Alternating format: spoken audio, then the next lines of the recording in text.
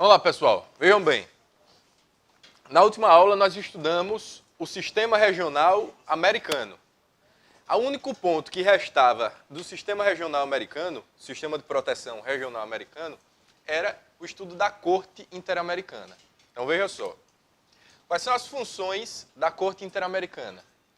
A Corte Interamericana tem uma função consultiva e jurisdicional. Ou seja, você tanto pergunta a ela qual o posicionamento dela e ela vai emitir um parecer, ou seja, ela tem uma função consultiva, como você também manda para ela para que ela julgue, ou seja, tem uma função jurisdicional. Então, a Corte Interamericana tem uma dupla função, pode ser tanto consultiva quanto jurisdicional. Essa mesma Corte Interamericana, ela pode condenar para que você retorne para o estado inicial e repare o dano causado. Ou seja, você fez o desmatamento de determinada área, ela vai dizer, pronto, agora refloreste como uma forma de reparar aquilo que você cometeu. Deu para entender? Então, das condenações possíveis, tem o retorno para o estado inicial, que existe um termo chamado status quo ante, o estado inicial, e a reparação do dano. Beleza? Então, ó, quem tem legitimidade ativa para entrar na corte? A comissão, como a gente viu. Você lembra que aqui estava um procedimento? A última fase do procedimento era o quê? Levar à corte, exatamente. Então, tanto a corte pode trazer, aliás, tanto a comissão pode trazer para a corte, quanto um Estado. O indivíduo pode, veja, comissão e Estado. Beleza? Pronto. Dessa forma, a gente acaba os sistemas de proteção. Então, veja, nós estudamos primeiro um sistema de proteção universal, depois nós estudamos 3 espécies de um sistema de proteção regional. Vimos o africano, o europeu e agora o americano. E finalizamos. O que é que a gente ainda vai estudar sobre esse sistema americano? Nós vamos estudar sobre o Pacto de São José da Costa Rica. Faço questão de dar um destaque maior para ele, porque ele é bastante cobrado em questões. Então, nós vamos revisar o Pacto de São José da Costa Rica de uma forma estratégica. Eu vou trazer questões, e em cima dessas questões, nós vamos pautar um estudo amplo dele, para que vocês estejam preparados para qualquer questão que trabalhe sobre o Pacto de São José da Costa Rica. Beleza? Pronto. Dessa forma, nós acabamos os sistemas de proteção. Agora nós vamos para o último assunto da aula de hoje, que é o Tribunal Penal Internacional, também chamado de TPI, Tribunal Penal Internacional. Então veja só. Quais são os antecedentes históricos do Tribunal Penal Internacional? O Tribunal de Nuremberg e o Tribunal de Tóquio. Pessoal, veja só. Logo no final, no pós-Segunda Guerra Mundial, todos esses 2 tribunais aconteceram no pós-Segunda Guerra. Mas, sem sombra de dúvida nenhuma, o que mais marcou foi o Tribunal de Nuremberg. Vocês sabem o que foi o Tribunal de Nuremberg? Foi um tribunal de exceção. Veja só, na Segunda Guerra Mundial já acontece a história aqui. Nós tivemos o genocídio de uma população específica que compreendia os judeus, os paralíticos, os ciganos, os homossexuais. Foram mortos no nazismo por aquilo que nós chamamos de holocausto. O holocausto nazista. Vejam só. Logo depois que acabou a Segunda Guerra Mundial, os nazistas foram julgados por um tribunal. Um tribunal que foi formado após o holocausto. E nós condenamos essa situação. Nós criticamos isso. Nós não estamos criticando o fato de ter havido o julgamento dos nazistas, não é isso. Mas ter havido um julgamento dos nazistas, de que forma? Pós-factum. Ou seja, após o fato. Criado para julgar aquilo. Ou seja, ad hoc, para uma situação específica. Então, anotem aí. Bota uma setinha. O que é o pós-factum? Após o fato. Pós-factum. Após o fato. Ad hoc, para uma situação específica. Para uma situação específica. Então veja só. Situação específica. Disponha. Então, veja só. O que se critica dessa situação, pessoal, é o fato de, ao invés de ter havido o princípio da anterioridade, ou seja, aquele tribunal já existir, ter cláusulas específicas, formação específica, pronto. A partir daquele momento que ele já existe, que ele já está formado, se aquele crime acontece, tranquilamente aquele tribunal vai julgar. Outra coisa é você fazer um tribunal para julgar aquilo. É como se você não tivesse devido processo legal. Você está fazendo para condenar aquelas pessoas. Então, dessa forma, você dá um prejuízo, você cria um prejuízo, você faz o chamado tribunal de exceção. Certo? Então, quais são as críticas? Pós-factum, ad hoc e composto pelos vencedores. Ou seja, os vencedores vão fazer o quê? Julgar os perdedores. Ou seja, não vai julgar, vai condenar. É como se o resultado você já sabe antes do processo acabar. Isso não é justo. Ferir o devido processo legal. Entendido? Mas beleza, nós temos que enxergar também qual foi o contributo disso. E o lado positivo, professor, não teve nada de bom? Teve. Qual? A responsabilização internacional. Surge aqui um instrumento de responsabilização no âmbito internacional. Então veja, dos antecedentes históricos do Tribunal Penal Internacional, nós temos o Tribunal de Nuremberg e o Tribunal de Tóquio. Foram referências que a gente critica pelo fato, embora tenha havido uma responsabilização internacional, que é o lado bom, nós consideramos tribunais de exceção. Tribunais de exceção. E por isso, injustos. Traz uma carga de injustiça. Justamente pelo motivo de ser pós-fato, ad hoc, de composição de vencedores. Tá certo? Vocês entenderam qual é o problema? Pronto. Pois bem, nós vamos entender agora como é que acontece o Tribunal Penal Permanente da ONU. Nós tínhamos debates até 1951. Na Guerra Fria, houve uma paralisação desses debates. Quando a gente chegou naquele momento de polarização, em que nós tínhamos de um lado o bloco capitalista, do outro lado o bloco socialista, aquela tensão, aquela polarização pesada dos Estados Unidos versus União Soviética, houve uma suspensão dos debates de como isso deveria acontecer. Veja, quando você está num momento de polarização, inclusive como o que nós vemos hoje no Brasil, esse momento de polarização política é ruim para todos os lados. Né? Você não tem sequer limpeza para raciocinar sobre determinado ponto de vista e respeitar o ponto de vista que seja contrário ao seu. Por quê? Porque está tudo polarizado, então tudo se critica, nada se respeita. Pois bem, nessa mesma situação, nós estávamos na Guerra Fria, houve uma paralisação desses debates, onde surgem, em 1994, o Tribunal da Ruanda e, em 1993, o da antiga Iugoslávia. Foram representações desse Tribunal Penal Permanente da ONU. Pois bem, o Tribunal Penal Internacional foi criado através do Estatuto de Roma.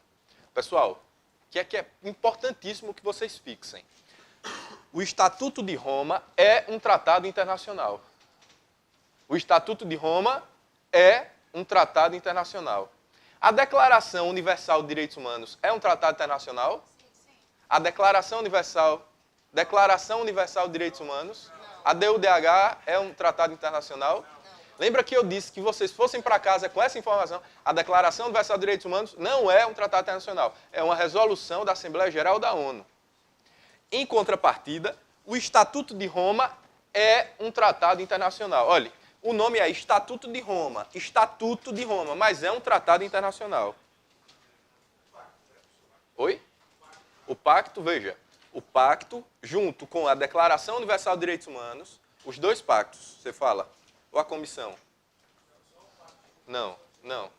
Exato, nós vamos falar sobre ele. Guarda essa informação com você. Eu não sei nem quem perguntou. Pronto, guarda essa informação. Guarda essa informação, para a gente não confundir, tá certo? o TPI, Tribunal Penal Internacional, foi criado através de que tratado internacional? O Estatuto de Roma. Estatuto de... Veja, o Estatuto de Roma cria o Tribunal Penal Internacional. Beleza? Pronto. Só que, veja, o Tribunal Penal Internacional, criado através do Estatuto de Roma, só entrou em vigor em 2002. Entrou em vigor em 2002, mas ele surge em 1998. Nunca caiu isso em questão, mas pode ser que caia. Veja, pode ser que caia. Em 2002 só que ele entrou em vigor, mas foi criado em 98. Mas só entrou em vigor 4 anos depois. Beleza? Pronto. Crimes de competência do Tribunal Penal Internacional. Para quê, professor? Para que serve o Tribunal Penal Internacional? Que tipo de crime ele analisa? A que se presta esse Tribunal Penal Internacional? São eles crimes de genocídio, crimes contra a humanidade, crimes de guerra e crimes de agressão. O que é que eu vou precisar? Vou precisar que vocês no caderno anotem a definição de cada um desses crimes. Vamos lá? Eu vou falar e vocês vão escrever. Pode colocar no final. Não. Coisa de 3 linhas para cada. Meu Deus do céu. Parece que nem quer ser aprovado, ó. Não, pô, bota no final, bota no final. Bota no final. Mas é no máximo, gente. Vamos lá. Genocídio. O que é um genocídio? Vamos anotar. Genocídio é o ataque. Genocídio é o ataque destinado a. É o ataque destinado a exterminação com X. Exterminação total ou parcial. É o ataque destinado à exterminação total ou parcial de determinado grupo. De determinado grupo. Nacional, de determinado grupo.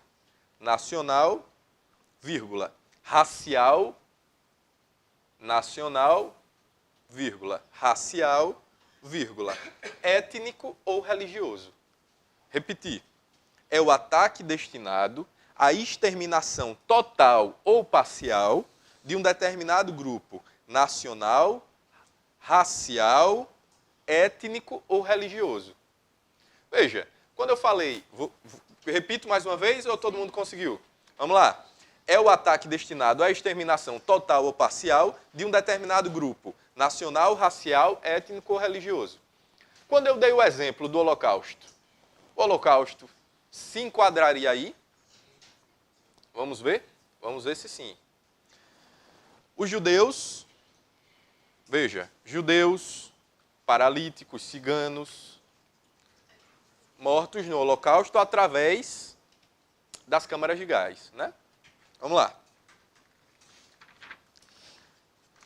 Segundo, crimes contra a humanidade. 2. Crimes contra a humanidade. Coloque aí. Voltando, deixa o professor ficar sério, né?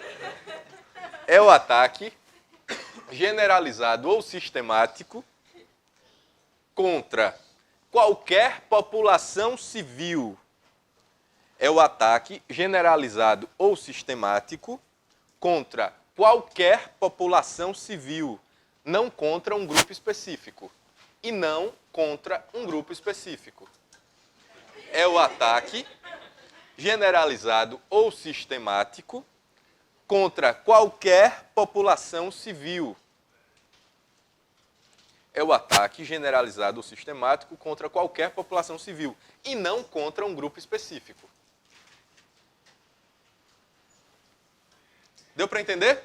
Veja, nesse caso, não se enquadraria o que aconteceu no Holocausto. Por quê? Porque eles tinham um foco objetivo, né? Eles queriam o quê? Dizimar a população de judeus, ciganos, paralíticos, homossexuais, né? Não se enquadraria nessa situação. E não contra? Um grupo específico. Me desculpe. Então. Pelo amor de Deus. Crimes de guerra. 3. 3. Crimes de guerra. São atos... Como é? São atos de violação. São atos de violação aos direitos humanos. São atos de violação aos direitos humanos praticados em conflitos armados. São atos de violação aos direitos humanos praticados em conflitos armados. Certo? Crimes de guerra vão acontecer em conflitos armados. E, por fim, crimes de agressão. É o ato de ataque a craseado soberania de um Estado. É o ato de ataque à soberania de um Estado. É o ato de ataque à soberania de um Estado. É o ato de ataque. Quem ataca, ataca a alguma coisa. Pronto. Vejam bem. Pessoal, o crime do Holocausto contra os judeus se enquadraria em qual dessas espécies aqui? Genocídio. Tinha um grupo específico. Caso não houvesse um grupo específico, se enquadraria em crimes contra a humanidade. Se um determinado país fizer uma interdição num porto marítimo de um outro país, você está violando a soberania desse outro país. Ou invadindo o espaço aéreo de um outro país. Você não viola a soberania de um outro país? Crime de agressão. No momento que um país entra em guerra com outro país, nós temos um crime de... Mas coloquem aí um asterisco importantíssimo. Aqui, ó. Crimes contra a humanidade. Bota um asterisco grandão aí. Pessoal, você pode... Tem questão, gente, que trata crimes contra a humanidade como se fosse um nome genérico que servisse para tudo isso. Deu para entender? Então, pode ser que crimes contra a humanidade venha nesse sentido que está aí, mas pode ser que a questão trate crimes contra a humanidade como algo genérico. Vai depender da questão. Você precisa estar atento a isso. Entenderam? Pronto. Você chega, bomba atômica. O seu objetivo é um grupo... Vai depender da finalidade. Você vai ter uma guerra contra determinado grupo específico. Você solta uma bomba, beleza. Agora, se você solta uma bomba e não tem motivo para isso. Ah, pronto. Ali você tinha um objetivo específico. Um grupo nacional. Né? O objetivo, inclusive, era nacional. Né? Era uma guerra entre países. Veja bem, você tem um crime de guerra, você tem um crime de agressão, você tem um genocídio.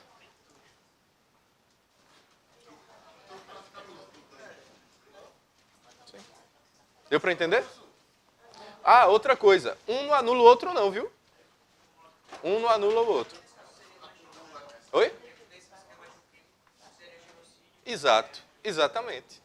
Porque, olha, quando você faz um crime de guerra, vamos lá, se for uma guerra entre países, nesse momento você tem uma agressão de um país contra o outro. A soberania de um invadindo a soberania do outro. Prisão perpétua. Sim.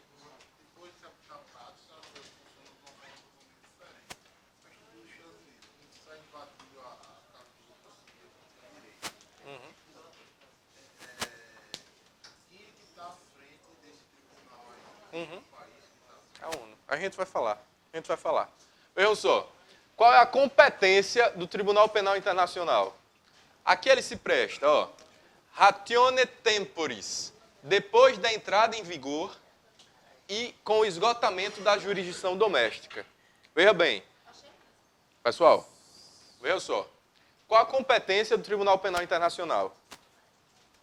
o Tribunal Penal Internacional só incide em um ato que aconteceu depois da instituição dele, para evitar justamente o quê? Um tribunal de exceção.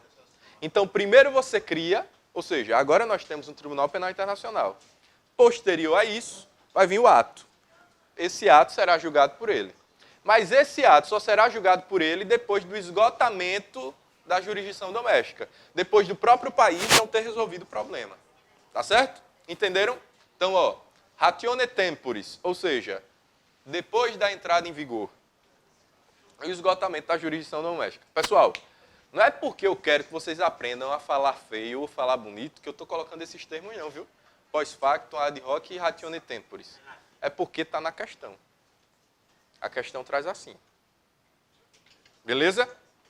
Vamos lá. Decisões do TPI. O TPI pode decidir pela prisão perpétua, pela reclusão até 30 anos, por multa, por confisco de bens. Como é que acontece a estrutura do Tribunal Penal Internacional? Pessoal, atentem para uma coisa. O Tribunal Penal Internacional tem 2 vices. É a presidência, isso aqui é extremamente importante, porque é uma coisa que diferencia ele bastante. Ele tem 2 vices. Divisões judiciais de seção de instrução, seção de julgamento, seção de recurso. Gabinete do procurador e secretaria, que é um órgão administrativo. Então, vamos lá. Como é que está organizada a estrutura do Tribunal Penal Internacional? Nós temos uma presidência, nós temos 2 vices, nós temos divisões judiciais de instrução, julgamento e recurso, temos ainda o gabinete do procurador e uma secretaria para fins administrativos. Deu para entender? Pronto. Preciso que vocês anotem aí. Vamos lá.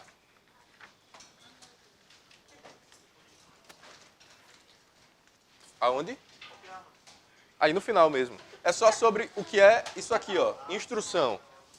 Vocês escreverem o que é instrução. Seção de instrução.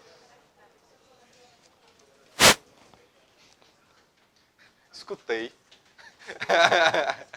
Vamos lá. Instrução. Vamos lá. Coloquem aí. Coleta de provas. Coleta de provas. Coleta de provas. Botem entre parênteses o nome. Dilação probatória. Dilação probatória.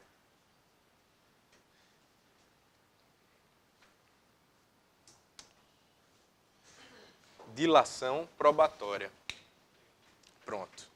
Então, veja. Vamos lá. Vejam só.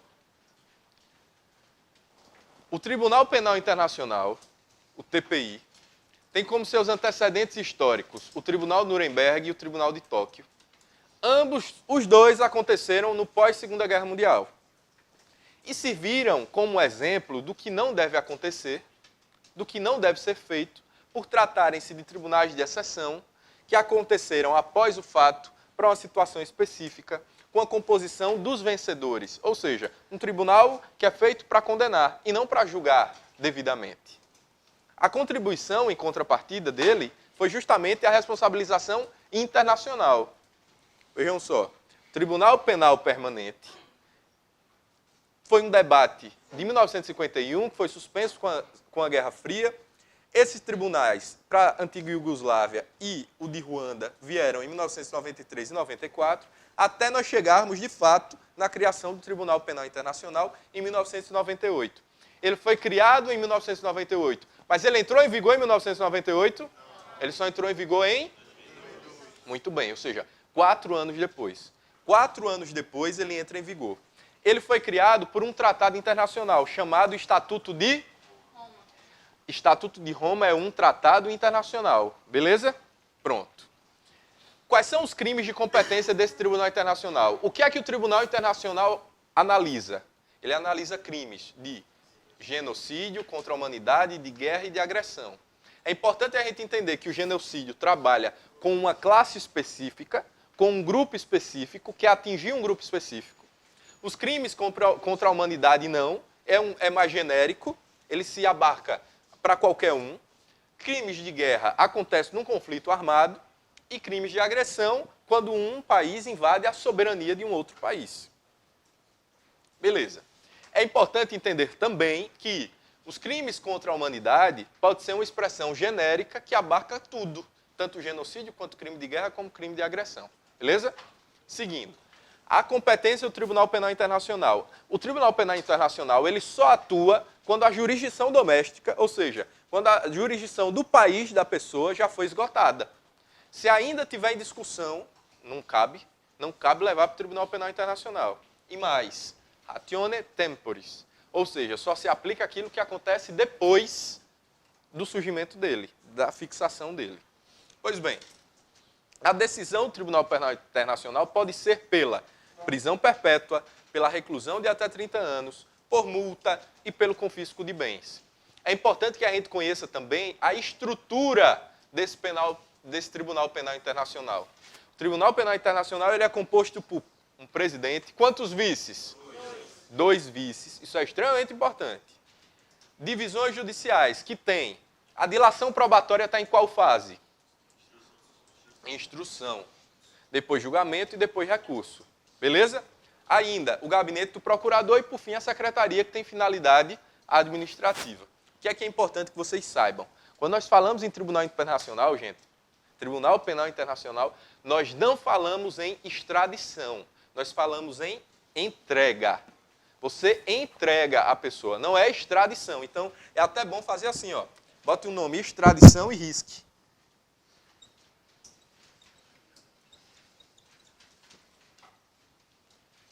Entrega. Entrega. Mas veja, no Brasil, nós temos prisão perpétua? Tem algum crime no Brasil que é imprescritível? Não. Veja, isso é uma discussão bastante apurada da jurisprudência. Via de regra, se diz que não. E aí o que acontece? Veja bem. Imprescritibilidade e prisão perpétua, que é algo que acontece no âmbito internacional, prevalece no âmbito internacional. E aí, veja só, o Brasil faz o que com essa pessoa? Extradita ou entrega? Entrega. No âmbito internacional. Internamente, não. Internamente, não. Mas no âmbito internacional, sim. Prevalece o que disse o âmbito internacional. Mas veja, isso é o que acontece normalmente? Não, pessoal. Isso aqui é uma questão específica de direitos humanos. Certo? No mundo das ideias. É isso aqui que acontece. Isso entra em conflito? Com certeza. Porque aqui nós não temos prisão perpétua, por exemplo. Entendeu?